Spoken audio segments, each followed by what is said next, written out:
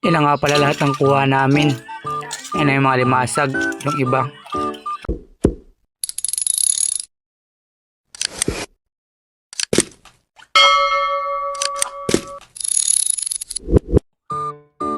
For today's video mga kabutete ay mga ilaw nga kami ng alimasag at yan may nakuha na ako agad na una pa lang naming pangilaw. Bago lang nga namin naisipang mag video kasi nga kanina ay medyo malakas yung hangin kaya nagpalikod-likod muna kami sa isla para makakita agad talaga yung aming ilawan. Mahirap yung ganitong sitwasyon kasi nga ako lang yung may ilaw at yung taga video ay walang ilaw kaya sunod lang siya sa akin. Unang bukas ko nga ng batong ito ay walang laman kaya maghanap pa tayo ng iba. Ibalik lang natin sa kanyang lalagyan baka sa susunod ay meron ng laman. So naisipan nga naming manulo kasi nga kalma tsaka malinaw yung dagat, tahimik yung paligid. Sobrang ganda talaga manulo pag ganitong mga panahon. Ito kasi yung panahon na lumalabas yung mga limasag tsaka yung mga tawag sa amin na buko-buko. Pag nagpang-ilaw ka nga ay dala na lahat, kahit ano lang yung mga mauulam ay dadalahin na. So kung wala nga kayong maisip na ulam at may hibas sa inyo paggabi ay ganito yung gawin nyo, magpangilaw lang kayo, siguradong may makukuha kayo. Ayan nga oh, tulad yan yung buko-buko. Aray, tusok si kuya, kuha na agad sa unang tira. Sobrang laki niya no at sobrang sarap talaga yan sa bawan. Ilagay ko na agad sa mahiwagang lalagyan. So tara maghanap pa tayo ng iba, baka may makita pa tayo sa mga gilid-gilid o sa unahan banda. Naisipan ko nga manulo kasi sinipagan ako, pero sa totoo lang ay antok na ako.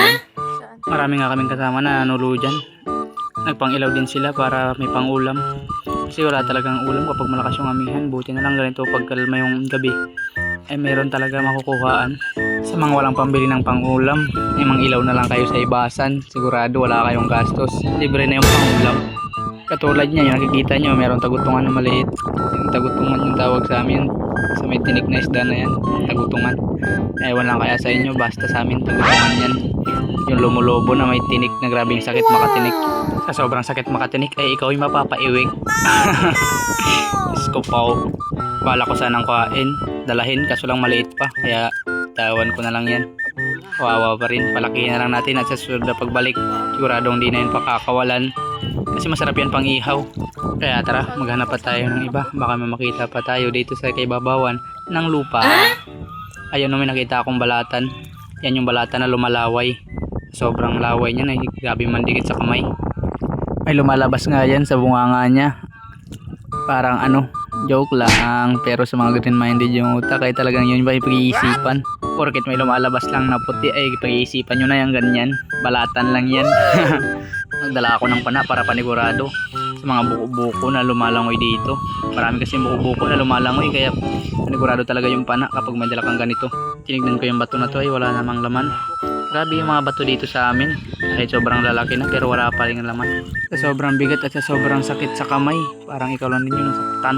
Aray ko. Pangsipit lang nga yun, dinala ko yan kasi wala kaming gloves. Yan lang yung gamit namin kaya nahirapan talaga kami maghuli ng alimasag. Kung gagamit kayo ng pansipit mga kabutete ay dahan-dahan lang dahil nakakasugat talaga yung ganyang pangsipit. Sobrang tulis kasi ng sa ilalim niya tsaka yung sa unahan na yan. Sa pangiilaw nga yung kalaban nyo talaga dyan ay yung antok tsaka yung pagod. Kasi nga kapag ganyan na paggabi na yung hibas ay yung antok talaga yung pinakakalaban nyo. Katulad sa akin kahit antok na at least lumalaban. Si Papa nga pala yung kasama namin yan mga ilaw, pero siya nagpahiwalay sa amin, nawa kasi siya ng balatan. Kami kasi yung pinawa namin pang ulam, mga alimasag ayan no, sa may balde nakalagay. So sa time nga na to ay nakakita kami ng buko-buko, yung tauban ba na maliit. Kung hindi nyo pa naiintindihan, ayan yung cuttlefish na maliit. Ayun no, grabe yung bilis yung langoy niya. Natakot agad sa ilaw. Sa ilaw ba siya natakot o sa dala ko? Ang haba kasi ng dala ko. Yung pana ha, baka ano naman isipin nyo. Ayan, huli. Ang laki. Sobrang sarap talaga yan sa bawan at sa adobo. Nakakaubos siya ng isang kalderong kanin kapag gutom kayo. Kaya tara, samahan nyo pa kami sa paghahanap ng mga maulam dito sa ibabaw ng lupa. Hindi ko talaga inaasahan dito banda kasi meron kami nakita. Malaking ulo at malaki yung bunganga. Yan pala yung tinatawag nila na tabangka. Ayan no, may pailaw-ilaw yung mata niya. Hindi lang tinamaan. Sobrang libat ko naman. Grabe, sablay talaga. Masarap sana yun sa pinaksiw tsaka tinola. Kaso lang din ay tinamaan. Kaya maghanap na lang tayo ng iba. Kaya tara, mangilaw pa tayo dito banda. Di man tinamaan yung kanina. At least ito di na makakawala. Sobrang laking buko-buko to. Oh. Sobrang sarap to sa pantinula. Sobrang bilis niyan tumakbo. Ay hindi ka na makakawala. Hanggang dyan ka na lang boy. Pang ulam ka na mamaya. Tinutok ko na yung pana. Ay tumakbo pa rin talaga. Sobrang likot ng alagang ito. Saan kaya to patungo? Sundan natin kasi masarap to pang ulam. Lalo na sa adobo. Takbo hanggat may dagat kasi pag tinamaan ka, aray ko, tusok. Ay nakawala pa. Pangalawa nga, ay sa pool, sa ulo. Ulam ka na mamaya. Kasama si Lolo. Sarap talaga yan sa ulam mga kaibigan. Ubus talaga dyan yung isang platong kanin dahil sobrang sarap niya ni ulam lalo na pag may sausawan. Kaya tara, tuloy natin ang ating paghahanap. Baka may makita pa tayo ditong iba. Dito nga kami banda sa mga gilid ng mga kahoy-kahoy kasi dito maraming alimasag katulad niya no, yung kulay violet na yan. Uy, sa baba niya may kasama. Ay, huli ka agad, alimasag ka. Masarap yan lagyan ng crispy fry lalo na kapag maliliit yung alimasag. Kapag malalaki, masarap yan nilaga. Yung kulay violet na yun na hindi ngayon nakakain kasi pag sinubukan natin kumain baka mapunta tayo sa heaven. Aray, tusok. Ayan, alimasag, isa lang yung kagat. Sobrang ilap. Pero pag nahuli na ay mapapasabi ka ng ay sobrang sarap mamaya. Hindi ko talaga in-expect na makakuha kami ng marami sa time na to. Kasi hindi namin nakalain na marami kami makikita sa pang-iilaw namin. Kaya paalala ko ulit kapag wala kayong pambili ng pang-ulam or nahihirapan kayong maghanap ng pang-ulam ay punta lang kayo sa hibasan. Umaga man o gabi yan basta't meron kayong kasipagan, talagang meron kayong pang-ulam. Meron nga panibagong alimasag na tumatakbo. Ayan o, maliit nga siya, mailap. Pero walang mailap kapag nakagatan ka ng aming pangsipit. Diretso ka na agad sa balde. Ay Diyos ko, holy. Partner kita mamaya sa sili. Sobrang sarap yan sa sausawan kapag may sili. Ayan oh, sobrang lalaki. Kaya tara, baka sa unahan ay meron pa tayong pang partner sa sausawan. Eto, meron talaga. Meron tumatago sa ilalim ng kawayan. Kahoy pala. Ayan oh, alimasag. Mahirap sipitan kapag nakatago talaga sa kahoy. Pero walang mahirap kapag gutom ka. Walang mahirap kapag walang pangulam. Kaya ayun, kuha na agad si kuya. Maganda pa tayo dito sa unahan banda. Baka meron pang iba.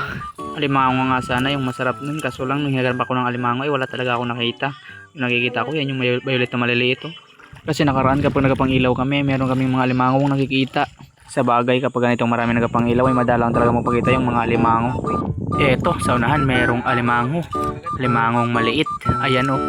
Uli ka. Ay nakawala pa. Ulitan ka. Walaglag pa rin ulit. Pero di na yan palalagpasin sa pangatlo. Lumagpas pa rin talaga. Sa pang-apat pala. So kapag wala nga kaming laot at may hibas ay ganito yung ginagawa namin. Nang ilaw kami tuwing gabi. O di naman kaya pag umaga ay naghahanap kami ng pangulam kapag may hibas sa umaga. Lalo na kapag malakas yung amihan at wala kang pangulam ay kapag may hibas ay hindi na pinapalampas yan. Kasi yan talaga yung panahon na magpapanganap ng pangulam. By the way, shout out nga pala lahat sa mga subscribers at mga followers ko dyan. Salamat sa inyong mga suporta mga kaibigan. Sana patuloy kayong sumuporta sa akin sa pagkukontent ko na to. Kaya kahit mahirap yung buhay, patuloy lang kasi mas mahirap kapag wala ka ng buhay. Kaya abang may buhay may pag-aasa, huwag ka lang sumuko, yan ang tunay talaga. Masarap nga mamuhay sa isla kasi sagana palagi sa pangulam. Bukod sa marami ng pangulam ay tahimik pa yung pamumuhay dito sa isla. Meron nga mga nagsasabi na pangit daw manirahan sa isla. Pero para sa akin ay hindi pangit manirahan sa isla. Kasi hindi mahal yung mga bilihin sa isla at libre lang lahat ng pangulam. Pero yung tao naman yung mamimili kung saan sila maninirahan. Pero ako mas pipiliin ko talaga sa isla maninirahan kasi sobrang sulid. Tinignan nga namin yung batong to. Yung alimasag kasi pumasok sa ilalim. So hindi namin nakuha yan yung alimasag dyan kasi hindi na namin nakita. Malalim siguro yung butas kaya tumago na siya talaga. Sa sobrang kaba niya ay tumago na sa ilalim. Kaya tara maghanap na lang tayo ng iba. Baka dito ay nasa labas lang ng bato sa mga gilid-gilid ng mga kahoy na to. Nakakasabi ko lang na sa gilid ng kahoy ay meron talaga dito sa gilid ng kahoy ay tumago pa talaga sa ilalim ng kahoy. Ayun na lumabas na siya. Ito lang talaga yung mahirap kapag tumatago sa kahoy kasi nahirapan talaga pansipitin. Ito meron sa labas ng bato. Sa taas lang. Hindi na mahirap sipitin. Ayan, kuha na. Uy, nalaglag pa. Huli ka na ngayon. Lagay ka na sa mahiwagang lalagyan. Marami-rami na rin yung nahuli namin sa time na yan. Pauwi na nga pala kami sa time na yan. Dinadaan-daan na lang namin yung mga gilid-gilid ng kahoy. Baka meron pa. Kasi kanina dun kami sa may taas dumaan. Sa may unahan banda. Kasi kapag ganitong hindi masyadong malaki yung hibas ay sa mga gilid lang sila ng mga kahoy nagtatago. O di naman kaya sa mga ilalim ng bato o sa taas ng bato. Kaya sipag lang talaga sa paghahanap at talas ng mata. Pero hindi makukumpleto yan kung wala kayong ilaw na dala kasi yung ilaw yung pinaka-importante. Paano nga pala kayo mangiilaw kung wala kayong ilaw? Dito nga banda at sa unahan banda ay maraming alimasag kaya tara, abangan nyo yung mga mangyayari.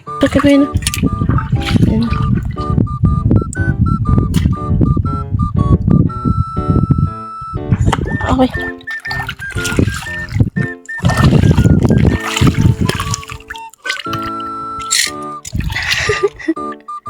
Likot ah.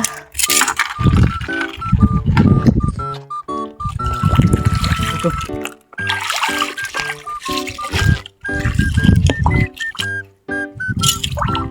Dapat pala sa likod.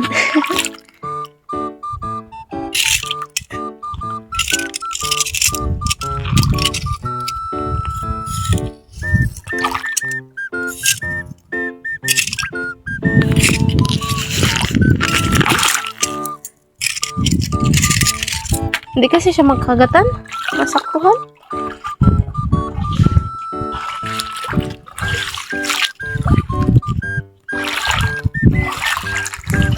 Kailangan natin. Oh. Oh. Ano, hindi nadukutan. Ito. Hindi mo. Wala na.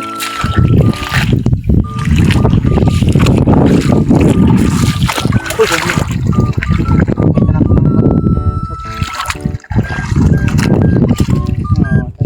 Tusok.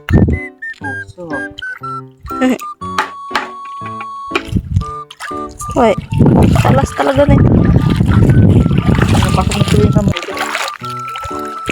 Asa? Wah.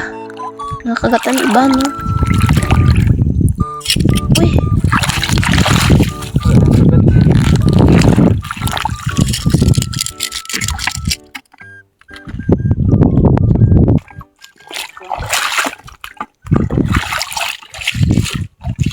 Asa? Bago sa ikailalim mo ng mundo. Ala, ang lambot.